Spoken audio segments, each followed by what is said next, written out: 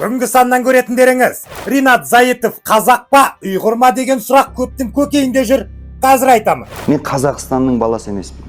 Жетісу облысында әкім түн ішінде бөтен үйге ұрланып кіріп, әйелді зорламақ болған. Мына жердегі іш киімді астыға қарай тартты. Алматыда күзетшіні аса қатыгездікпен өлтірген экс-депутаттың баласы жазадан құтылып кетуі мүмкін. 2025 жылы автогаз құны жанармай бағасымен бірдей болады. Құрсын, қаңтар оқиғасы қайталанып кетпесе болғаны. На следующий год также планируем порядка до 10 тенге поднимать цену на газ.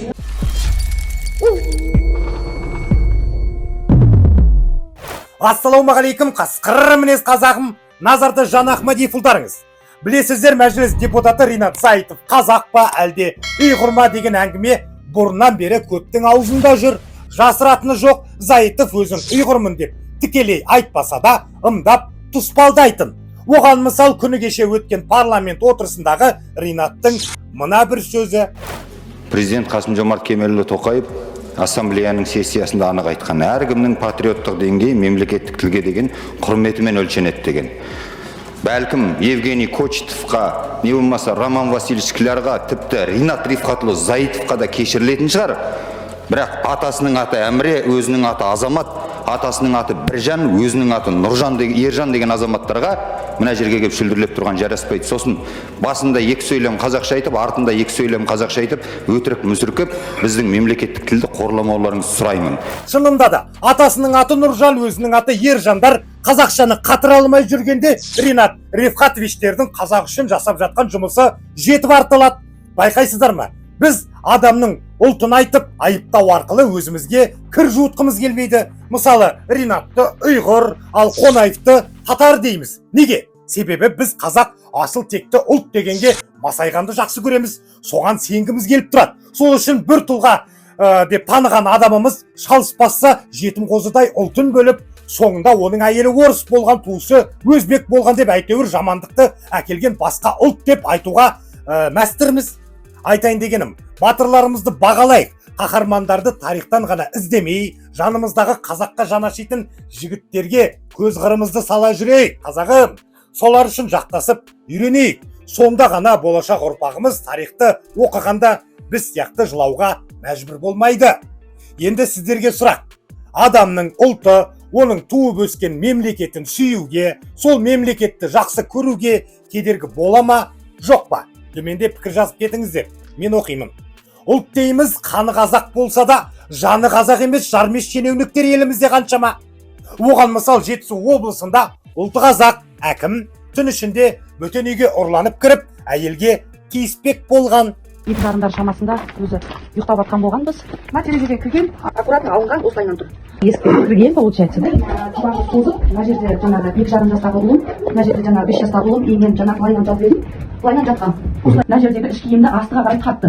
Іш киімді басында дұрыс түсінбей қалдым, ұйқылы. Сосын бір уақытта бүйтіп резко қатты астыға қарай тартқан кезде резко ояндым да түсінбей қалдым. Басында күйеуім екен де қалдым. Былай отыр екен. Сосын басында жан деп бүйтіп басынан ұстадым да, сосын миыма сақата қалды. Сол кезде ғана сөйлескен күйеуім текелді болған. Соны бүйтіп анықтап бүйтіп қарап едім, дәу біреу пыс етіп пилиганмен отыр. Соны шош кеттім, күйеуім екен білмегеннен жүгіріп бардым да мына жердегі светті жақтым. Соны бүйтіп қарап едім, жүгіріп жаңағы әкім мына жерден жүгіріп шықты ғой. Мына көшек ашамай тұр, 2 минутта бүйтіп ашқан кезде мына жерде Жахметов Адлет Маман тұр. Мына көшек тағы да іліп тұр. Бұлар екеуін мені көріп қалды да, жаңа осы жерден мына көшекті ашты да, жаңа сыртқа қарай, мына қашаға қарай жүгірді. 2 жарым сағат тұрып сотта сөйледім. Болған жағдайдың бәрін айтып, түсіндіріп айттым. Бірақ енді сот әділ болмайды деп ойлаймын. Кім білсін, мас болып жүріп, көңілдесінің үйімен шатастырып алдым екен. Білесіздер ғой, біздің әкімдер шатастыра береді. Бұлар кейде бюджеттің ақшасын өз ақшам екен деп те ойлап қалуы мүмкін. Айтпасқа болмас. Қазір әкім мен оның сыбайласы сот алдында жауап беріп жатыр екен. Алайда, әйел істің зорлау бойынша емес, жай ғана өзгенің үйіне рұқсатсыз кіру деген айыппен қаралып жатқанына наразы. Бірақ бұған таңғалатын ештеңе жоқ. Себебі біз әділетті Қазақстанда өмір сүрудеміз. Әділет демекші, Алматыдағы тұрғын үй кешенінде күзетшіні аса қатыгездікпен өлтірген экс-депутаттың баласы естеріңізде ме? Бұл туралы мен де хабарлап едім ғой кезінде. Күні кеше Алматы қаласындағы элиталы тұрғын үй кешенінде күзетшіні көлікпен қағып, артынша тепкілеп аса қатыгездікпен өлтірген шайтанның видеосын көрген шығарсыздар.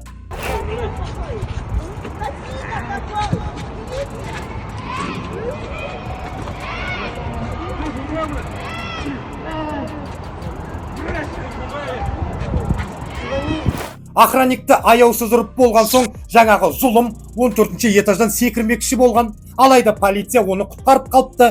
Негізі өлемін деген адам үн-түнсіз ешкімнің көзіне түспей өліп қалады ғой. Бұны құтқармай қою керек еді негізі. Квартира жалдап тұратын 3 баланың әкесі Нұрбол Қайтбаевты өлтірген рақымсыз малдың есімі Асқар Тастандиев. Түрін жаттап алыңыздар. Интернеттен қарасаңыздар, жаңағы Асқар деген жауыздың әкесі Саламғазы Тастандиев деген бұрынғы прокуратура қызметкері және экс-депутат болып шықты. Естеріңізге түсті ме? Марқұмның анасының сөзінше, ұлын жерлеген соң күдіктінің анасы келіпті. 9 жыл бұрын ұлының қызы қайтыс болғанын, содан кейін бір түрлі болып қалғанын айтқан екен. Тіпті ақша ұсынған көрінеді. Алайда анасы мұнымен келіспеген. Артынша бұл жауызды сот түрмеге қамаудың орнына оған шизофрения деген диагноз қойып, жындыханаға жатқызыпты. Қайтыс болған күзетшінің туыстары бұған наразы, әрине. Бірақ біздің билік қазақтың наразылығын құлаққа аспайды. Құлаққа асса, қаңтар қырғынының басталуына себеп болған газдың бағасы қайтадан қымбаттамас еді. Иә, дұрыс естідіңіздер. 2025 жылы автогаз құны жанармай бағасымен бірдей болады. Бұл туралы энергетика вице-министрі Әлібек Жамауов мәлімдеді. Планируем повышение цен. В этом году мы поднимали на 5-8 тенге. На следующий год также планируем порядка до 10 тенге поднимать цены на газ. В итоге сколько пойдет один? Ну, это зависит от региона. У нас в 20 регионах разные цены. Например, в Алмате сейчас сколько там, 75 тенге, будет 85 тенге. То есть вы хотите допинать цены газа до стоимости бензина? Правильно понимаю? Мы будем стараться сравнять цены, да, потому что сравнивать цены, потому что традиционное топливо у нас всегда считалось бензин, дистопливо, жирный нефтяной газ вообще в целом должен использоваться для нефтегазохимии, не для газомоторного топлива. Ну а для потребителей, например, для жилых домов, там, такая же будет стоимость газа? Нет, жилые дома, которые отапливались жирным нефтяным газом, они также будут отапливаться.